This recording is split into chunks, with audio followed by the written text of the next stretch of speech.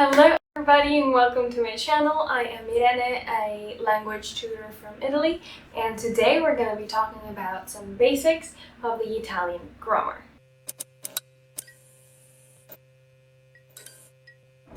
Today we're going to be talking about the pronouns, the personal pronouns specifically. This channel is a channel which we talk all about languages, we talk about books, but we also talk a little bit about everyday life and vlogs in Italian and in English. So there's a little bit for everyone, and I really hope you enjoy it, and let me know by leaving a like, subscribing, so you can make sure you don't miss a video.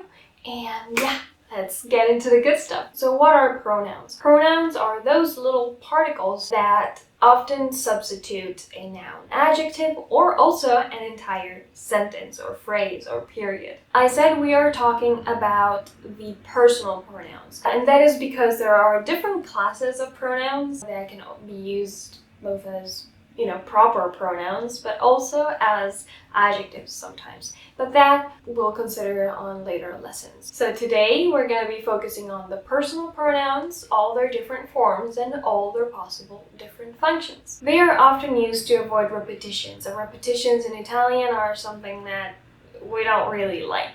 So they come in handy very, very often for this. Moreover, they establish relationships between sentences, but that we'll see later. Personal pronouns in English are something like I, you, he, she, etc.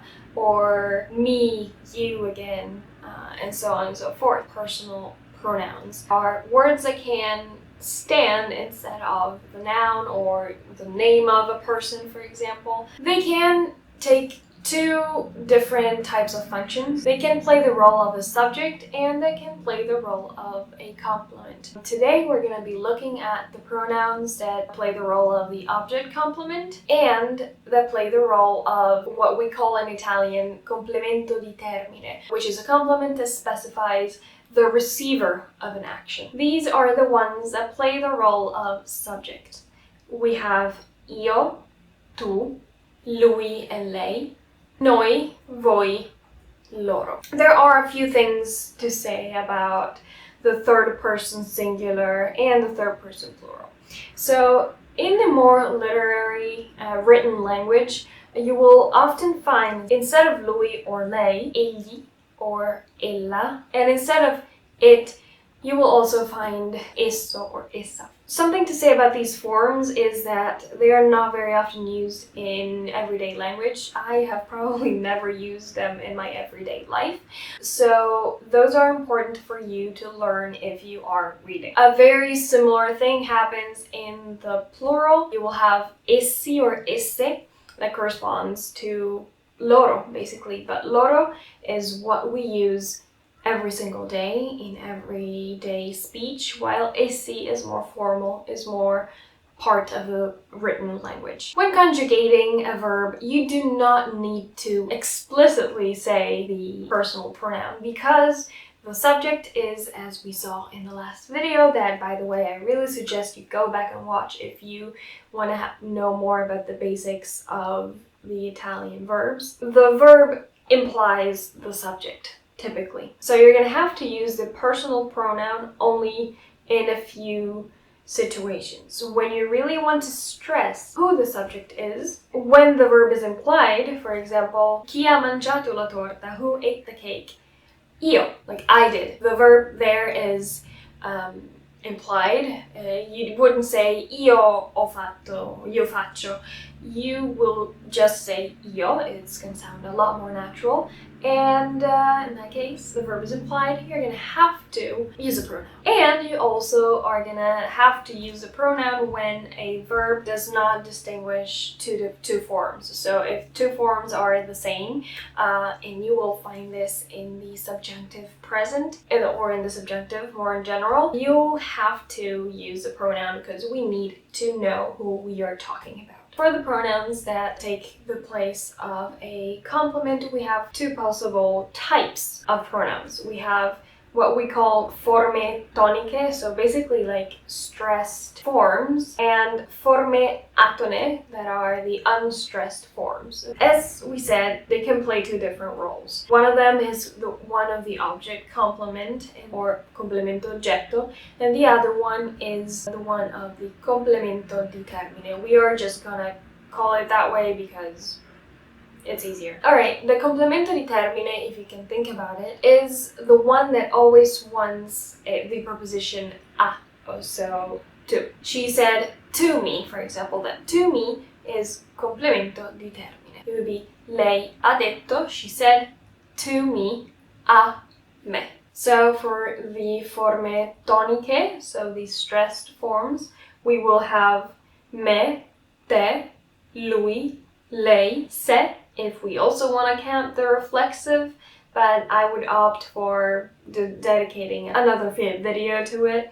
And then we would have noi, voi, loro. So basically the only difference from the subject pronouns are those me and te. For the forme atone, we have a slightly more complex layout. Let's see. So we have mi or me, ti or te, lo for the object complement, and gli for the complemento di termine, la for the object complement, and le for the complemento di termine, then ci, ce, vi, ve, gli or loro, and li as for complemento oggetto. Hello, I'm sorry. If you see anything different, my camera died, it's a while later, it's almost dark out, so I'm doing my best to put everything together, but I have to get this video filmed. So we were talking about the pronouns, the forme toniche and atone of the pronouns, and the different functions that they can have. So we said that they can have the functions of direct object and of complemento di termine. One thing I really want to say about the pronouns as complemento di termine is that they can be expressed in two different ways. They can be expressed with only the forme atone, so mi, ti, gli, and so on, but also with the forme toniche. But in that case, we are going to have to add a preposition, so a, me, a, te, a, lui, etc. Okay? That a literally means to, so to me, to you. So to give you an example of these two cases, I would say, lui mi ha detto un segreto. He told me a secret. Mi ha detto. In that case, the forma atona goes before the verb.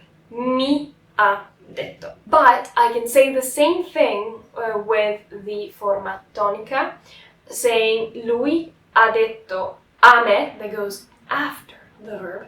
Lui ha detto a me un segreto. When it comes to the meaning, mi and a me don't really change, like they're the exact same thing. The only difference is the expressive value that they have. When you say a me, you're underlining, you're stressing the pronoun a lot more than when you just say mi ha detto. This often happens with the pronouns that stand for direct objects as well. They can say before or after the verb. In the case in which we have a verb like can, have to, or must, and want, plus an infinitive, the things can change even a little bit more. I'll give you an example. So, for example, ti voglio salutare. I want to say hi to you, where that ti is the direct object, can also be said as voglio salutarti.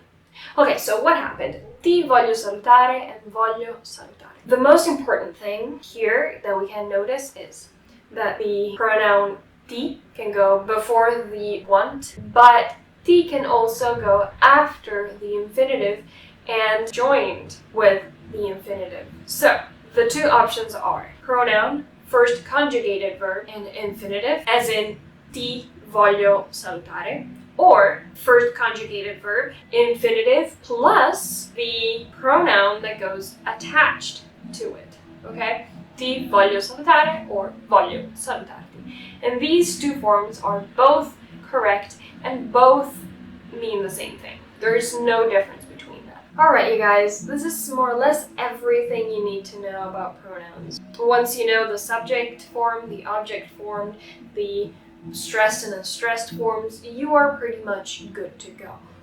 One more type of pronouns that is left to know that I'm gonna leave for another video are the reflexive pronouns. We're probably gonna do that together with the reflexive verbs because they very often go together. So that's it. I really hope this was useful. I hope it was clear for you guys to understand. If you have any questions, please feel free to ask them in the comments. I will make my best to go on and reply to as many as I can, or to all of them really. And that's it. I really hope you enjoyed the video. Don't forget to like and subscribe for more videos like these. I really hope I will see you in the next one, and have a good evening, good night, good morning, good day, whatever time it is, wherever you are. I am sending you a huge kiss. I'll talk to you soon. Bye.